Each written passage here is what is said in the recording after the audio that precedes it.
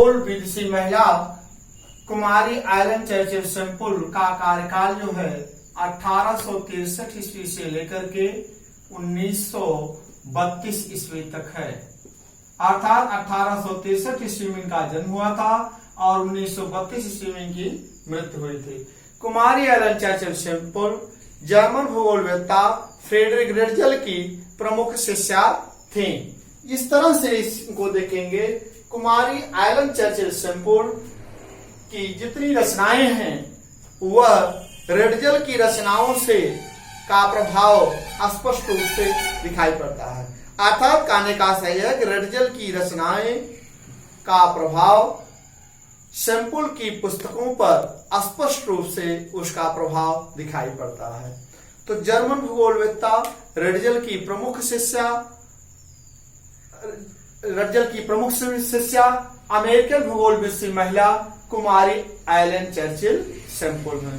ये प्राकृतिक वातावरणवाद की प्रबल पोषक थी, अर्थात निश्चयवाद की, नियतिवाद की ये प्रबल पोषक थी। और इन्होंने प्रमुख रचनाएं मुख्य रूप से 3 हैं। पहली रचना है आपका जो है अमेरिकन इतिहास की भौगोलिक दशाएं या अमेरिकी इतिहास की भौगोलिक दशाएं सन 1903 ईस्वी में। दूसरी पुस्तक है भौगोलिक वातावरण के प्रभाव सन 1911 ईस्वी में। तीसरी पुस्तक है भूमध्य सागरीय प्रदेश का भूगोल सन 1931 ईस्वी में प्रकाशित हुई थी। तो इनकी जो रचनाएं हैं, पहली रचना आप देखेंगे भौगोलिक या अमेरिकी इतिहास की भौगोलिक दशाएं, अमेरिकी इनकी रचनाएं हैं अमेरिकी इतिहास की भौगोलिक दशाएं।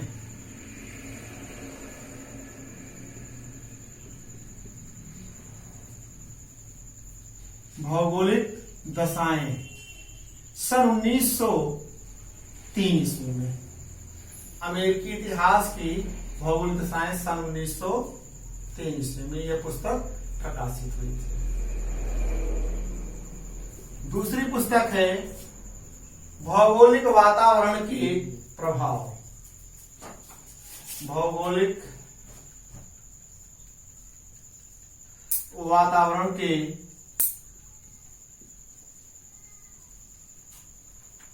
प्रभाव सन 1911 ईस्वी में।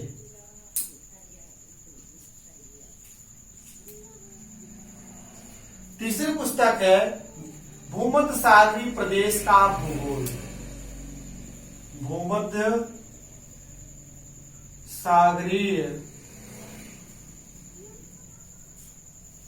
प्रदेश का भूगोल 1931 ईस्वी में।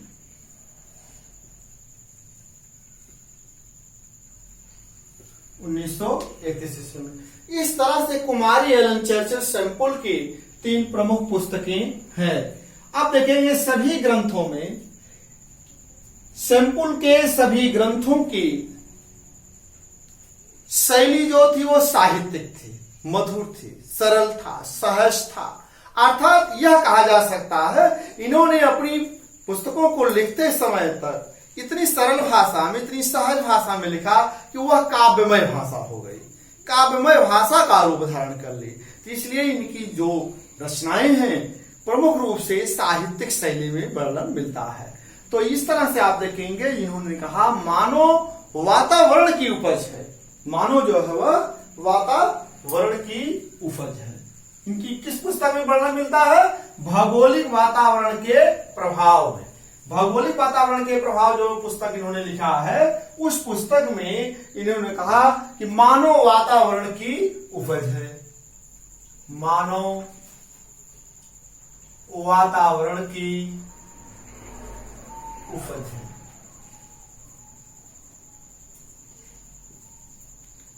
मानव वातावरण की उपज है। यह जो है इनकी पुस्तक भौगोलिक वातावरण के प्रभाव नामक पुस्तक में इन्होंने लिखा है मानव वातावरण की उपज है। और मानव मोम या प्लास्टिक के पुतले के समान, उसी पुस्तक में इन्होंने लिखा है मानव मोम या प्लास्टिक के पुतले के समान है। ये कथन परीक्षाओं में पूछा जाता है, इसलिए लिख दे रहा हूं मानव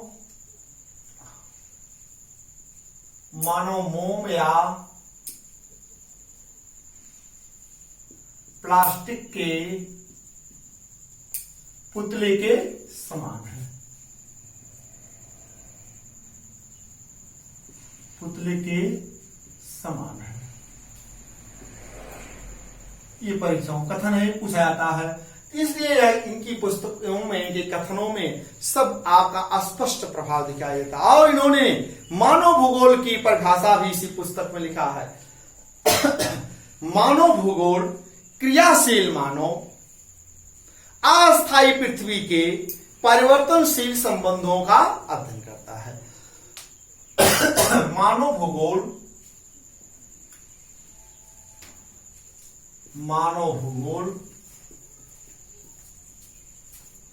क्रियाशील मानव, क्रियाशील मतलब मानव मतलब चंचल मानव, क्रियाशील मानव, ब्रैकेट में लिख दे रहा हूं चंचल मानव, चंचल मानव अस्थायी पृथ्वी के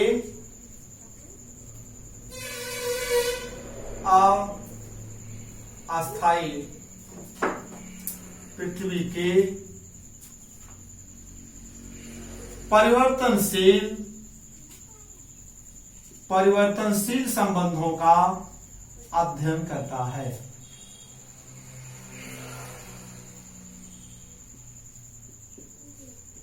परिवर्तनशील संबंधों का अध्ययन करता है।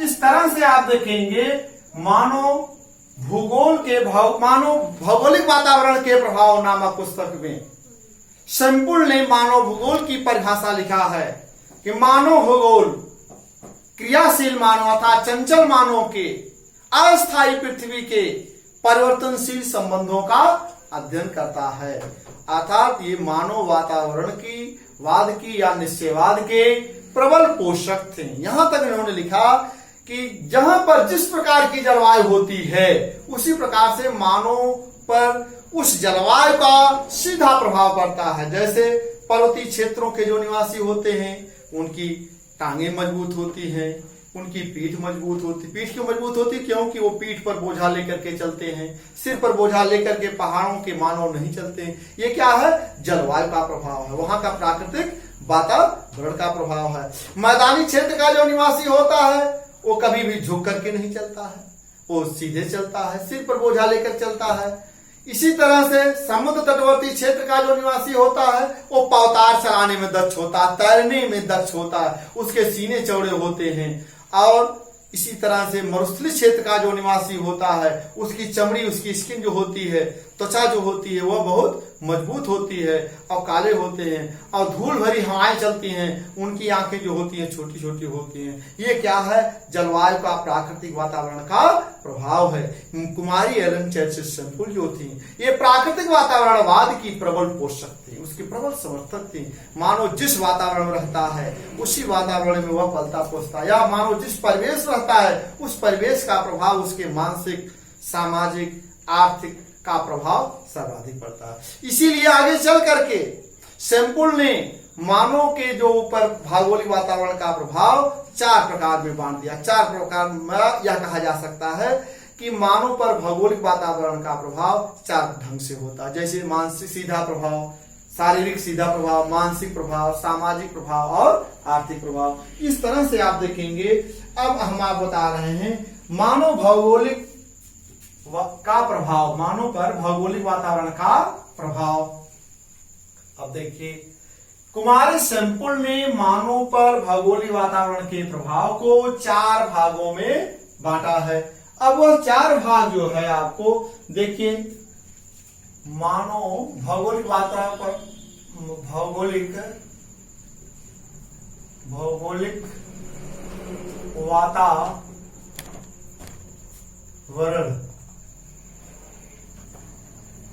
भौगोलिक वातावरण मानव पर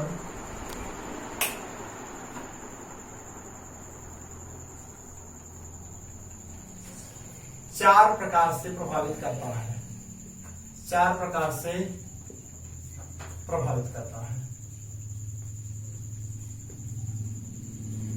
अब आप देखिए पहला क्या है आपका, पहला हो जाएगा सीधा भौतिक प्रभाव।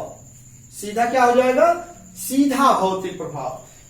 मानव पर प्राकृतिक प्रभाव या भौतिक प्रभाव डायरेक्ट पड़ता है। जहां जिस कंडीशन में रहता है, जिस जलवायु में, जिस सरफेस पर रहता है, वो उसका, उस जलवायु का, उस प्राकृतिक वातावरण का प्रभाव विशेष पड़ता है। पहला है सीधा भौतिक प्रभाव, सीधा भौतिक प्रभाव।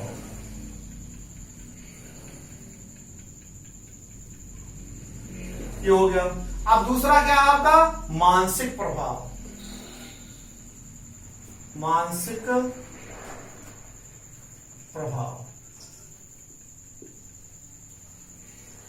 अब देखिए ये हो गया आपका सीधा, नंबर एक सीधा भौतिक प्रभाव, दूसरा मानसिक प्रभाव, तीसरा है सामाजिक एवं आर्थिक प्रभाव। सामाजिक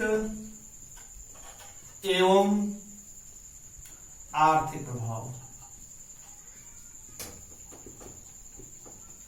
आर्थिक प्रभाव, सामाजिक एवं आर्थिक। पांचवा क्या है, मानव, चौथा क्या है, मानव गतियां, मानव गतियां। चौथा क्या हो गया, मानव गतियां। तो भौगोलिक वातावरण मानव पर चार प्रकार से प्रभावित करता है। पहला आपका सीधा भौतिक प्रभाव है, दूसरा आपका मानसिक प्रभाव है, तीसरा आपका क्या है, मानव गतियां हैं। इस तरह से देखेंगे मानो आज का जो भूगोल है कल वही समय के अंतराल पर इतिहास बन जाता है। कुमारी एलन चर्चिल सेम्पुल ने यह कहा अंत में कि उन्होंने कि आज का जो भूगोल है कल वही आने वाले इतिहास का, या कल के अंतराल में या कुछ समय के अंतराल में वह इतिहास बन जाता है। आज का भूगोल कल समय के अंतराल में इतिहास बन जाता है। किसका कथन है, कुमारी एलन चर्चिल सेम्पुल का है। तो इस तरह से देखिए आज का भूगोल कल समय के अंतराल पर इतिहास बन जाता है।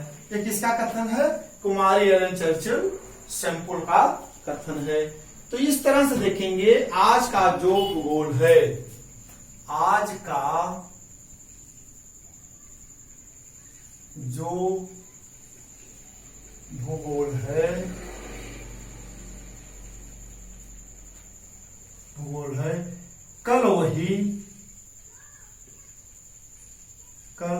वही समय के अंतराल पर, समय के अंतराल पर इतिहास बन जाता है, इतिहास बन जाता है, इतिहास बन जाता है। ये आपका हो गया कुमारी एलन चर्चिल सेम्पुल के अनुसार। ये क्या है, सेम्पुल के अनुसार, सेम्पुल के अनुसार। अंत में इन्होंने यही कहा था आज का जो भूगोल है कल वही समय के अंतराल पर इतिहास बन जाता है। आज के भौगोलिक परिस्थितियों में जो भी घटनाएं घटित होती हैं वो आने वाले कुछ समय के अंतराल के बाद वह इतिहास बन जाता है। इसलिए जहां भूगोल है वही इतिहास है, जहां इतिहास है वही भूगोल है। तो कुमारी एलन चर्चिल सेम्पुल मुख्य रूप से प्राकृतिक वातावरणवाद के या निश्चयवाद की ये प्रबल पोषक थे। ठीक है, फिर हम आपको अगले दिन जो है W.M. डेविस के बारे में चर्चा करेंगे। धन्यवाद।